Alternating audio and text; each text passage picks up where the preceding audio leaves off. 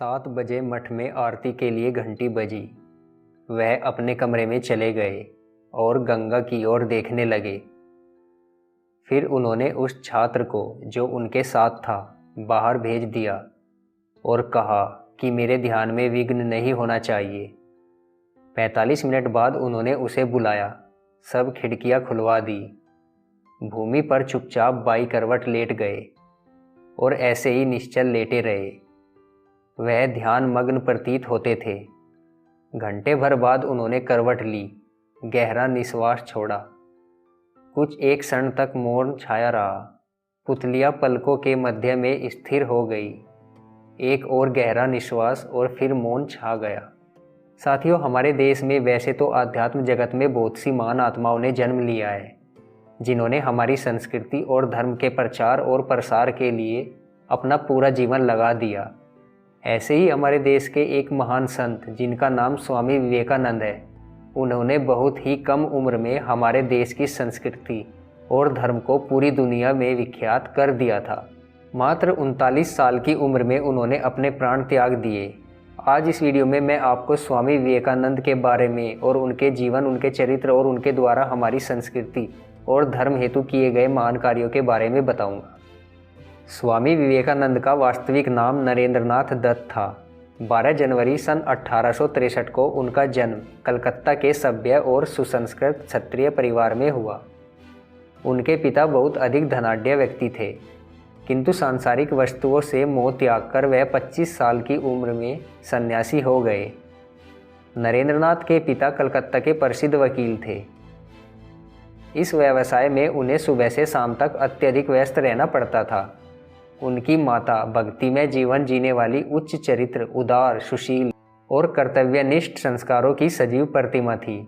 परिवार के इस वातावरण का नरेंद्रनाथ के मन और मस्तिष्क पर प्रभाव बना रहना स्वाभाविक था। नरेंद्रनाथ बचपन में काफ़ी मेधावी छात्र थे और उन्हें शास्त्रीय संगीत और हमारे देश की संस्कृति में काफ़ी रुचि थी। 19वीं सदी का युग बंगाल तथा सारे भारत के पुनरुत्थान का युग था।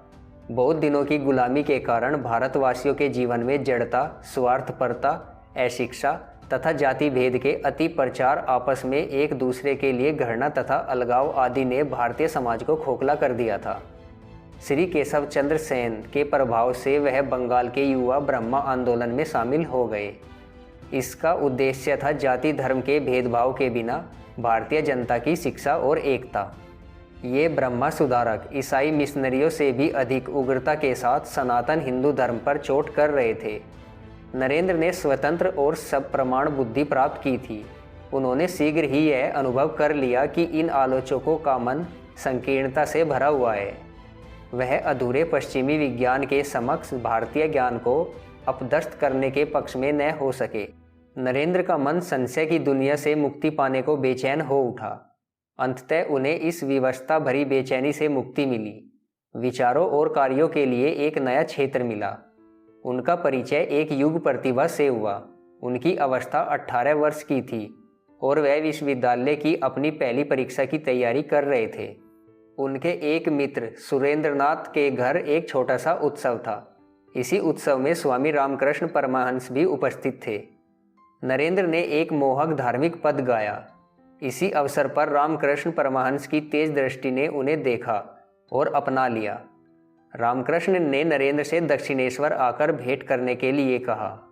एक दिन नरेंद्र दक्षिणेश्वर जा पहुंचे। स्वामी रामकृष्ण परमहंस तो मानो उनकी प्रतीक्षा ही कर रहे थे। उन्होंने बड़े प्रेम से बातें की। कुछ देर संगीत और वार्तालाप चला। फिर स्वामी रामकृष्ण नरेंद्र को एकांत में ले गए। स्नेह से नरेंद्र का हाथ पकड़कर बोले, इतने दिनों तक तू मुझे भूलकर कैसे रहा? कब से मैं तेरे आने की प्रतीक्षा कर रहा हूँ। नरेंद्र खामोश सुनते रहे। क्या कहे? थोड़ी देर बाद रामकृष्ण विहल हो उठे। हाथ जोड़कर नरेंद्र के सामने खड़े हो गए और कहने लगे, तुम सप्त ऋषि मंडल के ऋषि हो, नर के रूप में नारायण हो। तुमने जीवों के कल्याण के लिए जन्म लिया है। नरेंद्र को स्वामी रामकृष्ण की बातें पागलों जैसी लगी। लोग परमहंस को महापुरुष मानते थे। कहते थे कि उन्हें ईश्वर के दर्शन हो चुके हैं। परमहंस माँ काली के बहुत बड़े भक्त थे। माँ काली उन्हें सिद्ध थी। पर नरेंद्र को परमहंस एक पागल पुजारी जैसे लगे। उस दिन वह बिना कुछ कहे सुने मठ से लौट आए, परंतु परमहंस में कुछ अजीब आकर्षण था। तभी तो नरेंद्र कभी कभी पागल पुजारी के यहाँ पहुँच ही जाते थे। एक दिन नरेंद्र ने स्वामी रामकृष्ण से प्रश्न किया, महाराज, क्या आपने ईश्वर के दर्शन किए हैं? इस पर रामकृष्ण बोले, हाँ बेटा, मैंने ईश्वर के दर्शन किए हैं। तुम भी ईश्वर को अपनी आंखों से देख सकते हो, पर इसके लिए तुम्हें मेरे कहने के अनुसार कार्य करना होगा। इसके बाद नरेंद्र वहाँ से चले गए और बहुत दिनों तक नरेंद्र परमहंस के पास नहीं गए। उधर परमहंस नरेंद्र के लिए व्याकुल हो उठे। एक दिन उन्हें पता चला कि नरेंद्र ब्रह्म समाज में बैठे हैं। बस वह वहीं जा पहुँचे। ब्रह्म समाजियों ने रामकृष्ण का बड़ा अपमान किया। इससे नरेंद्र को बड़ा दुख हुआ। उस दिन से उन्होंने ब्रह्म समाज में जाना छोड़ दिया। उन्हीं दिनों नरेंद्र के साथ एक विचित्र घटना घटी। एक दिन वह दक्षिणेश्वर में बहुत से भक्तों के साथ बैठे थे। स्वामी रामकृष्ण भक्तों को कुछ बातें बता रहे थे। एकाएक स्वामी जी अपने आसन से उठे। नरेंद्र के पास आकर उन्होंने उनके कंधे पर अपना एक चरण रख दिया। नरेंद्र की दशा ही विचित्र हो गई। उन्हें लगा जैसे सब कुछ मिट गया है, अकेले वही रह गए हैं। धीरे धीरे वह स्वयं भी विलीन होने लगे। वह एकाएक चीख उठे, आपने मेरा यह क्या कर डाला? परमहंस ने अपना हाथ उनके हृदय पर रख दिया। नरेंद्र बिल्कुल ठीक हो गए। अब उन्हें कोई शंका नहीं रह गई कि परमहंस साधारण मनुष्य नहीं है, वह कोई तेज पुरुष है। बस उन्होंने मन ही मन स्वामी रामकृष्ण को अपना गुरु मान लिया। सन 1884 के आरंभ में हृदय गति रुक जाने से उनके पिता की मृत्यु हो गई। पिता ने आमदनी से अधिक खर्च किया था, इसलिए घर की आर्थिक स्थिति अच्छी न थी। 6-7 प्राणियों का भरण पोषण और ऊपर से ऋण का बोझ। उन्होंने नौकरी की खोज की, किंतु उसमें अपमानजनक व्यवहार के अतिरिक्त उन्हें कुछ नहीं मिला। घोर निराशा की स्थिति में वे संन्यास लेना चाहते थे, किंतु रामकृष्ण परमहंस के समझाने पर उन्होंने अपना निश्चय बदल दिया। एक दिन उन्होंने स्वामी रामकृष्ण से प्रार्थना की, मेरी माँ और भाई बहन बड़े आर्थिक कष्ट में हैं, आप काली माँ से उनके लिए कुछ प्रार्थना कर दीजिए। परमहंस बोले, मैंने कभी काली माँ से कुछ नहीं मांगा, और फिर तू तो काली माँ को मानता ही नहीं, फिर तेरे लिए वह किसी की प्रार्थना क्यों स्वीकार करने लगे? नरेंद्र कुछ नहीं बोले। कुछ देर बाद परमहंस ने कहा, आज मंगलवार है, आज रात को तू खुद जाकर माँ से मांगेगा, वह तुझे मिल जाएगा। नरेंद्र आधी रात के समय काली के मंदिर में पहुँचे। वहाँ वह अपने घर के लिए सुख शांति और धन मांगने गए थे, पर काली माँ के दर्शन करते ही ध्यान में ऐसे खोए कि सब कुछ भूल गए। बार बार यही कहते रहे, माँ विवेक दो, ज्ञान दो, भक्ति दो, वैराग्य दो। मंदिर से लौटकर नरेंद्र दक्षिणेश्वर पहुँचे। स्वामी रामकृष्ण ने पूछा, क्या मांगा रे माँ से? तब नरेंद्र को ध्यान आया कि वह क्या मांगने गए थे और क्या मांग बैठे। वह बोले, मैं तो परिवार के लिए कुछ भी नहीं मांग पाया।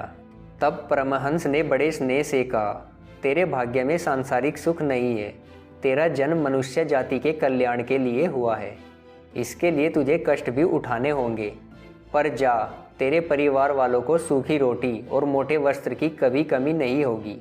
अगस्त सन 1886 में रामकृष्ण परमहंस देहागत रूप से संसार से विदा हुए।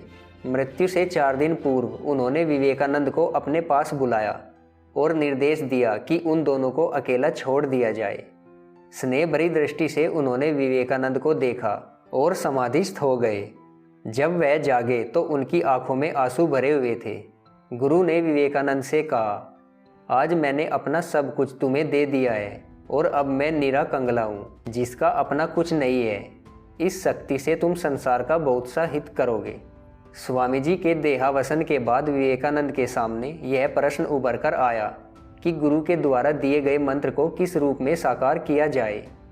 जिस शक्ति ने उन्हें प्रश्न दिए थे, उत्तर भी उसी ने दिए, और फिर विवेकानंद के जीवन का एक नया अध्याय आरंभ हुआ। शरीर पर एक कोपीन और हाथ में कमंडलू लेकर स्वामी विवेकानंद भारत यात्रा पर निकल पड़े।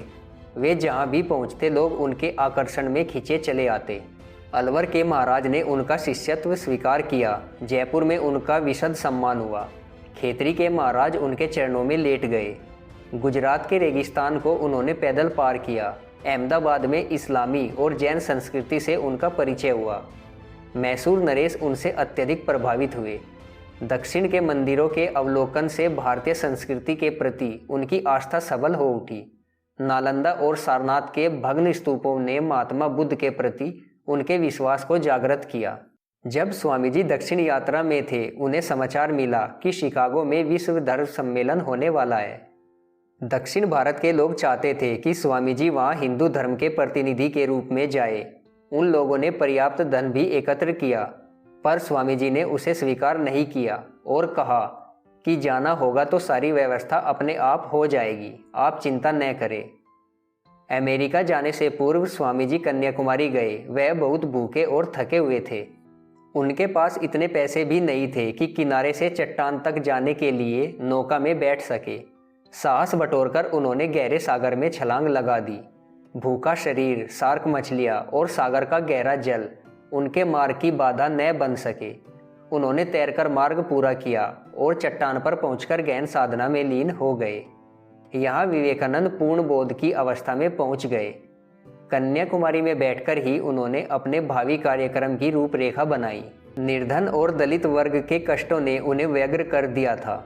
दूरस्थ देशों की यात्रा करके भारतीय गौरव को वहां पहुंचाने की तीव्र इच्छा उनके मन में यहीं पर जागृत हुई। स्वामी जी ने शिकागो के विश्व धर्म सम्मेलन में जाने का निश्चय किया। यद्यपि उनके पास किसी भी प्रकार का निमंत्रण नहीं था, किंतु वह अपनी बात सम्मेलन में रखना चाहते थे। अपने गुरु रामकृष्ण परमहंस की पत्नी से आशीष प्राप्त कर हजारों निर्धन व बेसहारा व्यक्तियों, मित्रों और शुभचिंतकों के अंतिम प्यार को लेकर भारत की संस्कृति विजय की घोषणा करने के लिए उन्होंने 31 मई 1893 को बंबई से प्रस्थान किया। अनेक बाधाओं को पार करते हुए स्वामी जी शिकागो पहुंचे, किंतु उनकी कठिनाइयों का अंत नहीं हुआ था। सबसे बड़ी कठिनाई तो तब सामने आई जब उन्हें यह बताया गया कि धर्म सम्मेलन सितंबर में होगा। उनकी चिंता का कारण एक और भी था। धर्म सम्मेलन में बिना परिचय पत्र के कोई भाग नहीं ले सकता था। स्वामी जी को तो कोई जानता भी नहीं था, फिर परिचय पत्र कैसे मिले। बोस्टन की यात्रा करते समय उनका परिचय एक वृद्ध महिला से हुआ। उसने प्रभावित होकर स्वामी जी को अपना अतिथि बनाया। उसी के प्रयास से स्वामी जी को धर्म सम्मेलन का परिचय पत्र प्राप्त हुआ। शिकागो सम्मेलन के पहले दिन उन्हें सबसे अंत में बोलने का अवसर दिया गया।